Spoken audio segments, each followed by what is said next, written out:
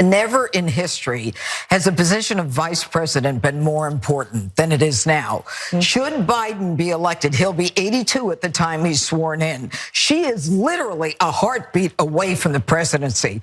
She has an office with a toxic work environment.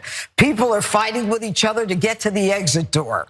This is a woman who was in a position to make it easy for other women behind her to come forward and do the job, where Americans could say, you know, a woman is capable of doing this. If anything, she has established the precedent that a woman is incapable of being vice president.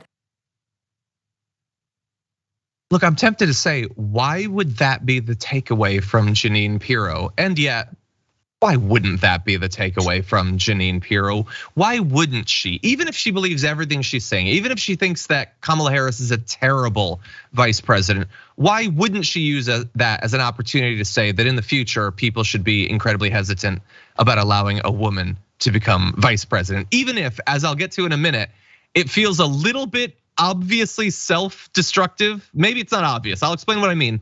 But Yaz, you are notably a woman. So what do you make of her using this as an opportunity to say, if Kamala Harris can't do it, maybe no woman can? It's quite a leap.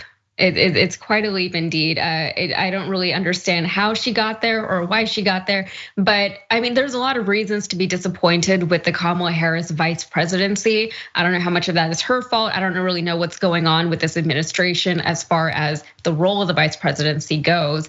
But you know, a lot of people had a lot of mixed feelings about Kamala Harris before she was nominated for the vice president position.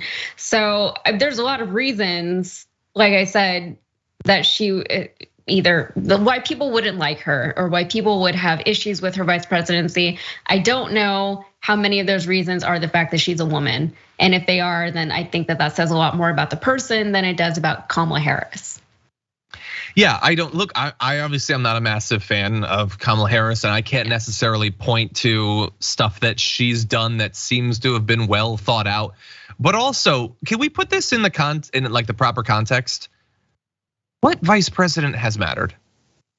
She's the first woman, but okay. Let's talk about the others, which are men. Who cares about literally any of them? Dick Cheney, yeah. I mean, I guess he did matter, but was he good? Like, who has cared about literally any of these people? Like, Kamala Harris is not doing a good job, but is it really out of the mainstream for vice presidents?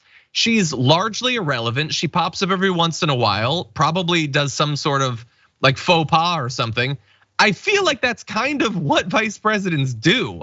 But also, I do want to throw this out here and get your thoughts. She is going there and implying that women probably can't do it. We are like 6 months away from Donald Trump choosing Kari Lake as his VP, or maybe Marjorie Greene, but it's probably gonna be one of those. And like, they're gonna have to backtrack on this. So why needlessly make it more difficult for you? And can we also point out that the last vice president that was chosen by a much better president in Donald Trump, he tried to have murdered. I feel like that's a more significant bit of news when it comes to vice presidents than just that Kamala Harris doesn't necessarily have it. Yeah, the vice presidency in general is kind of an interesting role in American politics because some vice presidents take a much more public role, and other ones really do just have a very reclusive role almost. And with Kamala Harris, I think we've seen, the extent of that, what that can mean, because I think people, including myself, kind of just forget that she's there, forget that she is an active member of our national government. Like you said, it's hard for me to point at something that she's done that was actually meaningful as far as policy or anything like that. Whenever I think of her, I think of things that she said in the public that I was like, oh, that was weird that you said that, But maybe that's part of it. Maybe she's doing more behind the scenes. We don't know. But Jeanine Pirro making this a women's issue is kind of interesting because I think what it speaks to is, in general, Fox News and really the conservative right in this country in general, they are very regressive. They're very obstructionist whenever it comes to a lot of ideas. How much longer are they going to be able to continue doing that before the whole country really is moving on without them, regardless of what they say? They're going to be in the minority and they're going to have to keep fighting harder and harder and harder to push these really unpopular ideas on a public that has just moved on past them. This isn't really thinking long term, and this isn't a sustainable strategy for them. Yeah, no, it definitely is. It seems like a problem. They're trying to win over some, like I would say younger conservatives, younger meaning that they are 18, but they look and act 40. They're trying to win over some of them with transphobia and misogyny and all that. And look, they're using the tactics that they have. One of those main tactics is getting women to attack other women, getting women to imply that women shouldn't be in the positions that they are currently holding as they say it. That's one of the strategies they use. It's also good career advice.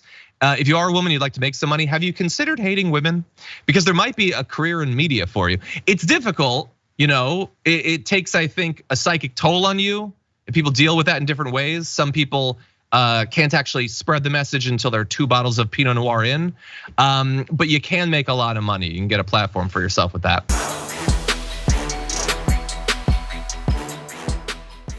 Check out the Damage Report podcast each day, wherever you get your podcasts, whether Pocket Casts or Stitcher or iTunes.